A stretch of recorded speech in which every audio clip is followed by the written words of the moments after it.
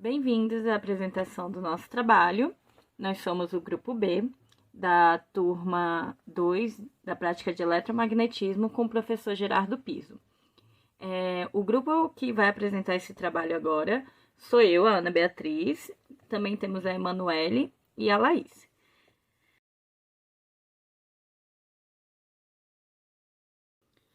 Bom, com essa apresentação a gente vai demonstrar alguns assuntos abordados em vários experimentos que a gente faz durante o semestre com essa turma. Hoje vamos falar, lembrando que é uma matéria de eletromagnetismo, e hoje a gente vai abordar a lei de Coulomb e a força elétrica.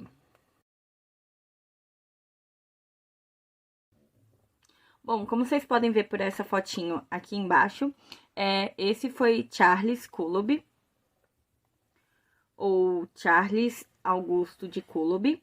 Ele foi o físico criador da lei de Coulomb. Bom, ele publicou pela primeira vez essa lei em 1783, na França. Charles era francês. Ele estava estudando a interação eletrostática de partículas que estavam carregadas. Hoje em dia a gente conhece isso como atrito.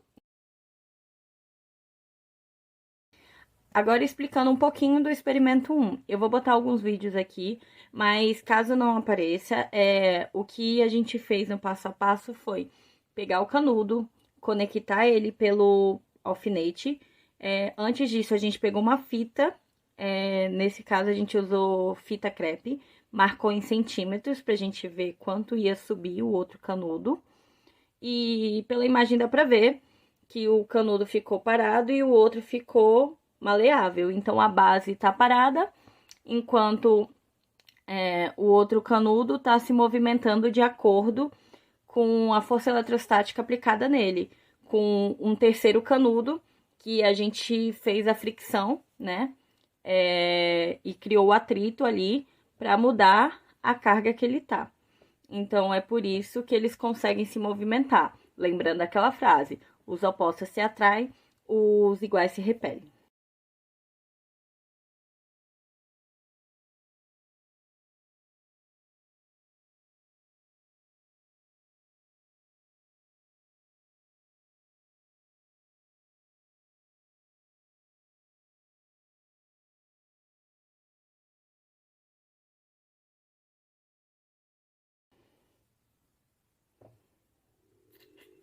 Bom, nesse experimento também a gente pegou esse canudo que estava com carga, e com essa carga que estava no canudo a gente consegue ligar um LEDzinho, de acordo com o vídeo que vocês vão ver.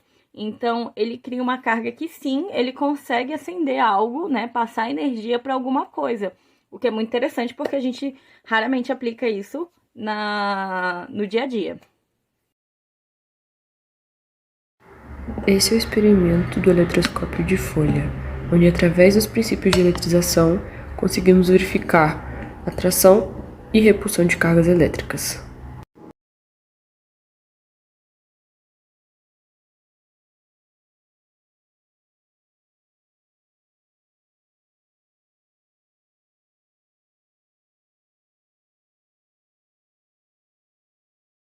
Antes de começar o experimento, é necessário verificar se o eletroscópio está descarregado. É possível fazer essa verificação quando aproximamos um corpo de carga negativa e podemos observar as placas se afastando e se juntando novamente conforme aproximamos o corpo carregado negativamente, e podemos ver a polarização do eletroscópio. Ao encostar o tubo no eletroscópio, fazemos com que ele fique carregado excessivamente de elétrons, então ele ficará negativo.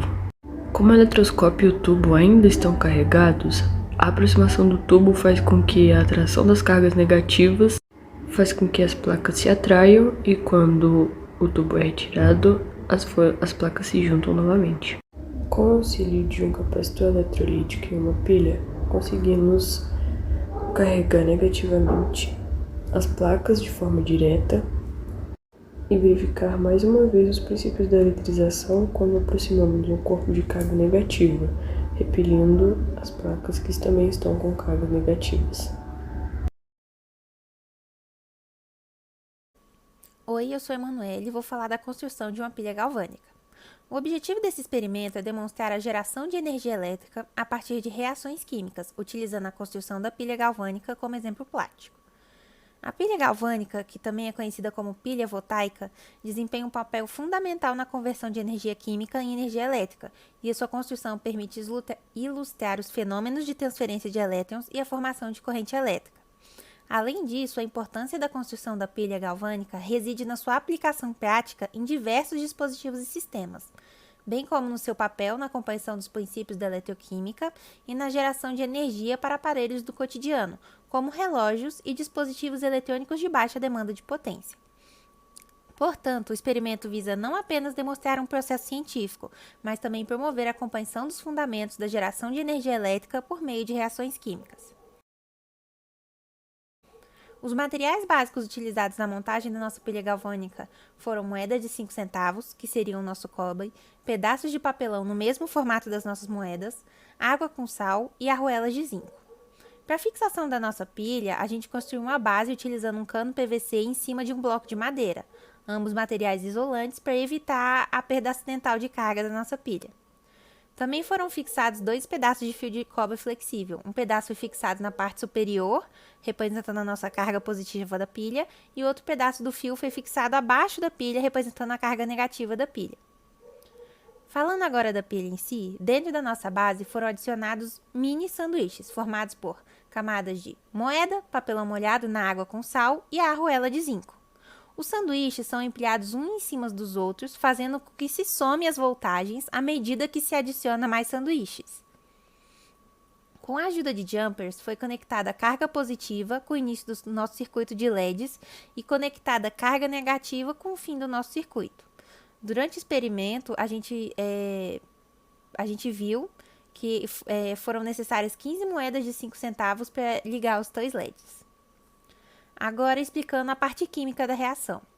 As reações químicas envolvidas na geração de energia elétrica por meio da construção da pilha galvânica incluem processos de oxirredução, nos quais ocorre a transferência de elétrons entre os reagentes, resultando na formação de produtos.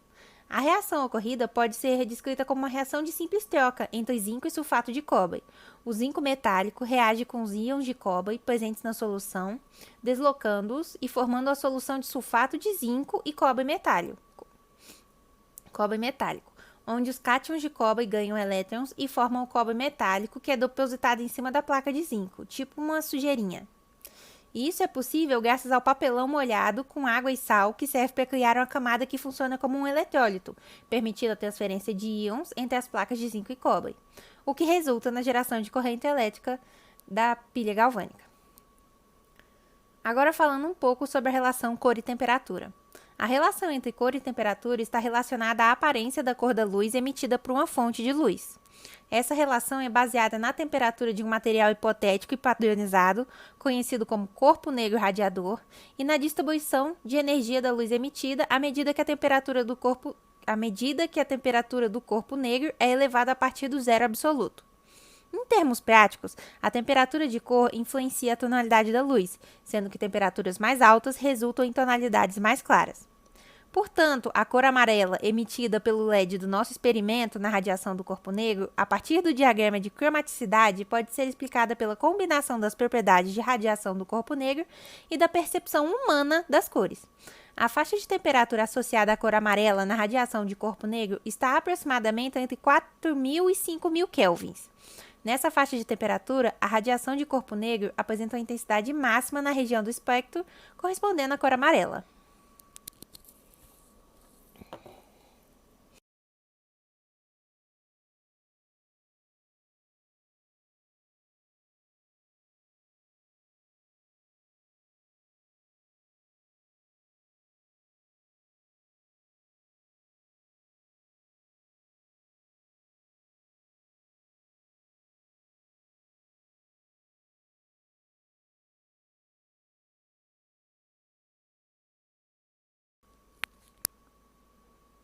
Agora falando sobre a lâmpada de grafite. Esse experimento tem o objetivo de demonstrar os princípios básicos de condução de eletricidade por meio de um material resistivo, como o grafite, e a conversão de energia elétrica em energia térmica luminosa. A lâmpada de grafite é baseada na propriedade do grafite de aquecer e emitir luz quando uma corrente elétrica passa por ela. O grafite é um mineral composto por átomos de carbono que formam ligações covalentes fortes, além de uma ligação fraca de Van der Waals. Essa estrutura faz com que o grafite seja um material condutor de eletricidade, permitindo que ela aqueça e se torne incandescente quando uma corrente elétrica é aplicada. Ao passar a corrente elétrica pelo grafite, ela se aquece por efeito Joule e fica incandescente, emitindo luz. No entanto, devido à reação de oxidação, o grafite se rompe após algum tempo, pois o carbono do grafite reage com o oxigênio do ar, produzindo CO2. O vácuo é importante na lâmpada de grafite porque, ao retirar o ar do interior do bulbo, cria-se um ambiente com baixa pressão, o que evita a oxidação do grafite. Que, traduzindo, o vácuo ajuda a prolongar a vida da lâmpada de grafite, permitindo que ela funcione por mais tempo sem se romper devido à oxidação. Para esse experimento, construí uma bomba de vácuo para aumentar o tempo de brilho da nossa lâmpada. Foram utilizados 3 válvulas de uma direção só, ligados a uma seringa de 20 ml, utilizada para puxar o ar de dentro do recipiente que se encontrava nosso grafite, sem que houvesse retorno do oxigênio para dentro do pote. A partir disso, já pudemos construir nossa lâmpada. Na tampa de um pote de vidro foram feitos 2 buracos pelos quais foram passados 2 ganchos jacaré. Uma peça de madeira foi adicionada entre os ganchos, posicionada na parte interna da tampa, para dar sustentação à lâmpada de grafite. Os ganchos foram conectados a uma fonte de alimentação adaptável ligada em 24 volts. O grafite, de preferência, deve ser de 0,5 ou 0,7, que foi adicionado entre os ganchos jacaré. O grafite de 0,7 tende a durar mais, porém o de 0,5 costuma brilhar mais. Nos nossos testes, entretanto, verificamos que o grafite de 0,9 segurou o brilho por mais tempo.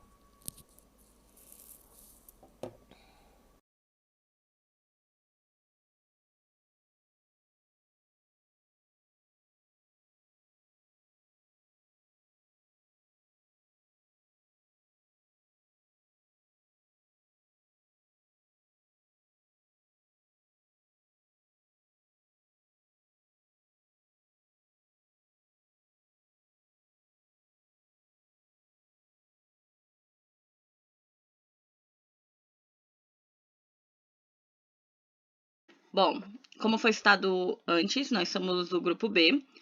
Eu sou a Ana Beatriz, comigo aqui está a Laís e a Emanuele, e a gente vai debater um pouquinho de como a gente fez esse estudo sobre a força elétrica. Lembrando que a gente já citou aqui que esse estudo, diferente do anterior, agora a gente usa bastante Coulomb. O anterior foi mais teórico, dessa vez a gente viu a prática e começou já a aplicação de fórmulas. Bom, por mais que a gente saiba a existência da força elétrica e como funciona a mudança de carga e a atração e a repulsa de alguns materiais quando a gente eletriza eles, aqui a gente pode botar na prática esse estudo principalmente na parte dos canudos.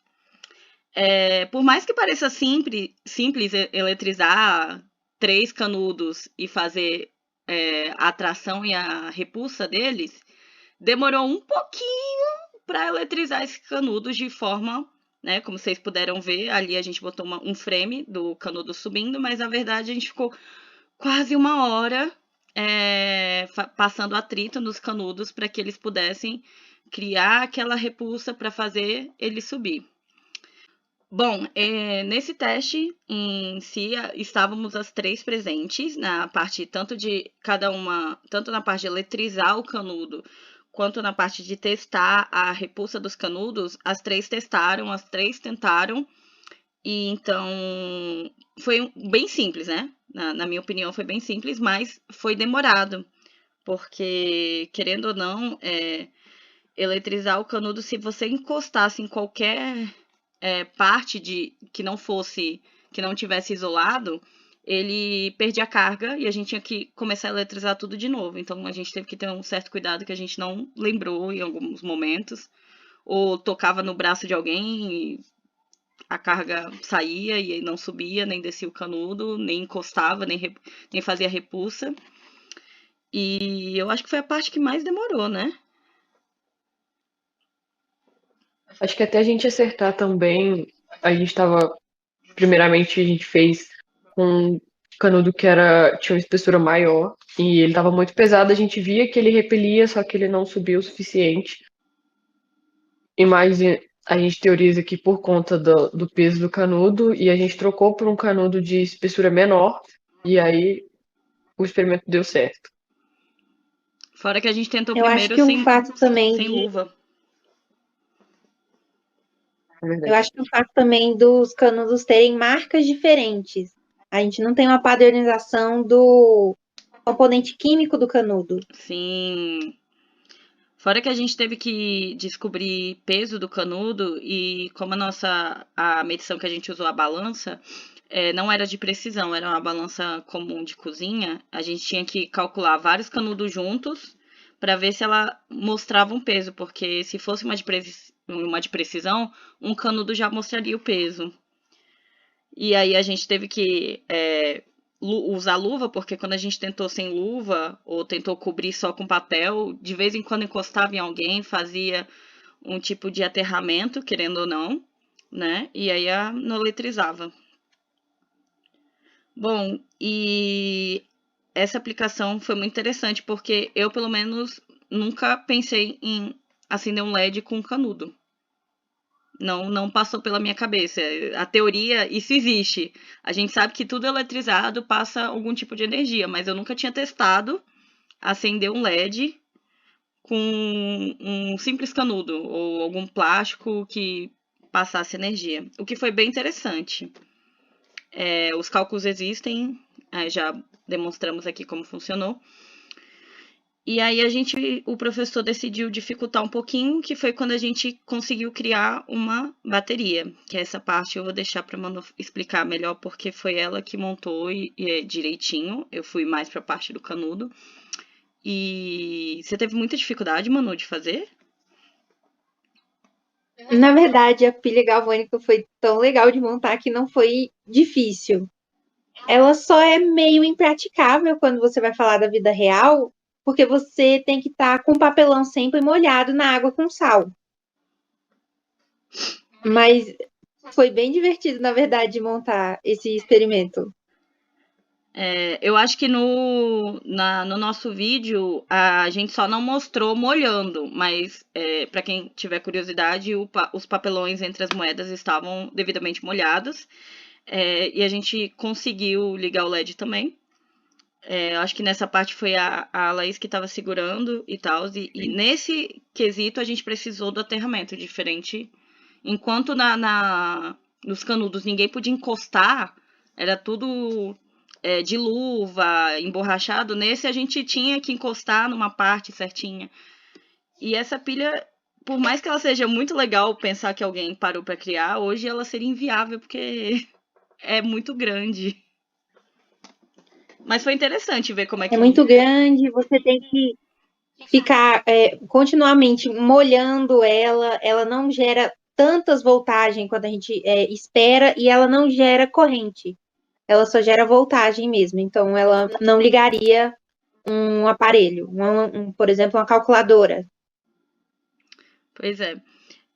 Agora vamos falar para o experimento que realmente a gente teve problema, que aí eu acho que vai ser aberto um debate, porque os outros, por mais que eles sejam demorados, foram mais simples, foram mais fáceis de fazer. Agora, criar uma lâmpada com grafite, e a gente rodou um pouquinho para achar a válvula de vácuo, criar o vácuo, criar a lâmpada. Tem formas mais fáceis de fazer o vácuo, sim. Mas eu acho que desse modo que a gente fez no vídeo, a gente tinha certeza que estava com bastante vácuo lá dentro.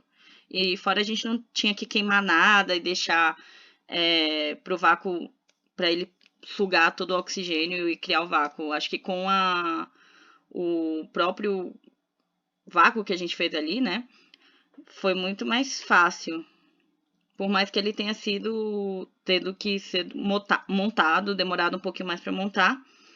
E o medo de estourar um vidro, né, na cara de alguém fazendo o teste. No vídeo eu acho que não dá pra ver, mas a gente conseguiu 180 segundos, os 3 minutos de luz.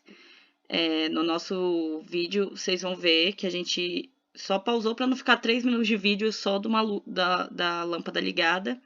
Mas o teste em si, ele dá um pouquinho de medo de fazer, de estourar alguma coisa sem querer. E o fato da gente usar uma corrente, ter o risco de tomar choque, mesmo que tenha sido feito em laboratório, ele requis um certo cuidado. A Laís ficou muito tempo nesse experimento lá fazendo o teste para ver se esse grafite ligava, se a gente conseguia, se o grafite 05, 07, ou até mesmo a gente arrumar um grafite 09. Nesse a gente usou o 05, né? Ou 07. Não, a gente usou o 09. O 09, né? Pois A gente conseguiu, a maior quantidade de tempo foi com 09. Isso. Então, a espessura do grafite também teve a diferença. Eu acredito que o 05 não ligaria, ou não ligaria por tanto tempo que a gente precisaria. Fora que o vidro Ele dá esquentou. oxidação muito rápido. Ele, para quem não tá entendendo, pulou direto para cá, o grafite que a gente tá falando é um grafite de lapiseira comum, essa de papelaria, bem fininho. E a gente acabou escolhendo o 09 por causa do tempo mesmo de queima que ela faria para a lâmpada acender. Lembrando que essa lâmpada é real e ela já foi utilizada há muitos anos atrás, né? Com a criação e teste de lâmpadas. Pode falar, Malu. Uma coisa que eu queria frisar também é que não parece que faz diferença, mas a marca do grafite faz muita diferença. Faber-Castell é maravilhoso para fazer lâmpada, não utilizem outro. Então se alguém for fazer esse teste, Faber-Castell. Laís, você demorou muito para ligar a lâmpada? Você que estava fazendo o teste com a corrente, né? Elétrica? A gente teve vários probleminhas. Primeiro, era porque a gente estava usando grafite muito fino. E rapidamente, o nosso potinho ele enchia de fumaça. Depois, um dos fios estourou.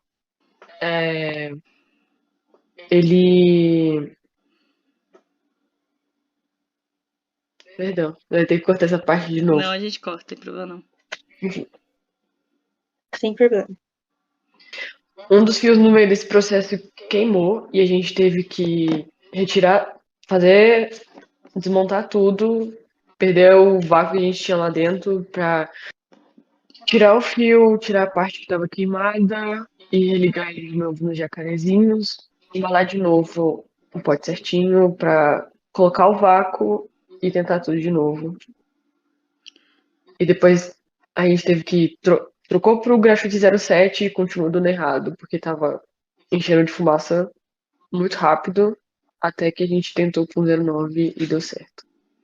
Pois lembrando que a gente usou uma bomba de vácuo, né, que a gente fez com um próprio vácuo de aquário, né, que vocês vão ver direitinho. Caso de teste, gente, se por acaso alguém quiser fazer esse teste, lembra que esse vidro, ele esquenta muito. E se tiver interação ali de oxigênio, vai pegar fogo. Então, muito cuidado quando forem fazer. É um cuidado que a gente... É o caso do medo que a gente teve. Eu acho que o fato desse experimento ser muito legal, porque você vê como funcionava uma lâmpada antiga, dá um pouquinho de medo, porque ele esquenta demais, a tampa de vidro esquenta, a gente teve que dar um furo nela com furadeira para encaixar tudo bonitinho, vedar muito certinho para não ter risco de entrada de oxigênio e não pegar fogo, ou ter risco de estourar alguma coisa, ou o vidro esquentar demais e estourar e aí voar caco de vidro. Então, é um experimento legal? Mas ele é perigoso, ele tem o seu risco de perigo. Mas é muito legal ver como é que a força elétrica se propaga em diversas superfícies e materiais, porque como a gente falou, aqui a gente usou um canudo, a gente usou papelão e pilha em outro, e no último a gente usou grafite e vidro. Então isso é muito interessante, porque a gente consegue ali constatar que a força elétrica, ela, além de ser totalmente palpável fisicamente falando em objetos reais, ela também se propaga com muita facilidade dependendo do objeto. Então, essa história de esfregar balão na cabeça para ver a energia elétrica, a energia estática, por mais que seja divertido, é só um fato de um movimento e uma força muito maior que rege, né, que está na natureza. Então, o que a gente faz foi mais um teste para ver como ela reage em superfícies e utilizar essas superfícies como tecnologia para melhorar a vida do ser humano.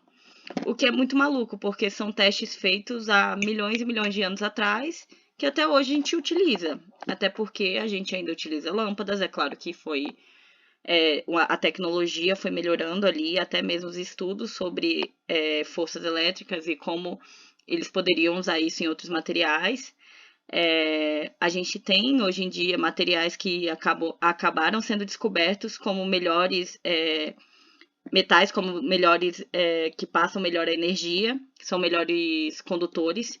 Então a gente utiliza hoje em dia muito cobre, muito material que passa. E assim como a gente tem a melhora na tecnologia, a gente tem a melhora na segurança. Hoje em dia a gente pode usar, né, no experimento luva térmica para evitar que a gente tomasse choque ou evitar que a gente se queimasse. Então, imagina antigamente se uma lâmpada dessa fosse para casa de alguém e desse errado, esquentasse demais. Estourava e vida que segue. Para eles não teriam esse problema porque eles já tinham a lâmpada. Hoje em dia a gente tem todo um metro seguro, tanto para fazer experimento quanto para botar isso, atuar isso na vida real. Então, esse foi o nosso trabalho, esse foi o nosso experimento. Foi muito legal fazer isso na prática, porque a teoria todo mundo conhece, mas raramente eu vejo o pessoal falando como praticar isso. E foi muito divertido e muito interessante aplicar isso na vida real. A gente se divertiu muito no laboratório, ao mesmo tempo que a gente demorou muito para entender como as coisas funcionavam, por não ter esse hábito de testar coisas simples que a gente sabe que funciona. E é isso. Acho que falamos tudo. Todas as nossas dificuldades e nossos debates nessa parte do laboratório, né? Então, muito obrigada por assistir a gente. Tchau, tchau. Bom, nesse experimento vimos a lei de Coulomb, como ela foi criada e como aplicar ela na prática. Então, ali demonstramos ela aplicada em pilhas, em canudos ou em meio que propaga energia. E a gente também conseguiu botar em prática uma lâmpada que não é utilizada mais hoje em dia, que foi o início das lâmpadas incandescentes, né, no mundo. Então, eu espero que vocês tenham entendido, compreendido do jeito que a gente conseguiu compreender e aproveitado, porque foi um projeto muito legal e um experimento muito divertido e que com certeza eu repetiria. Muito obrigada por assistirem o nosso vídeo.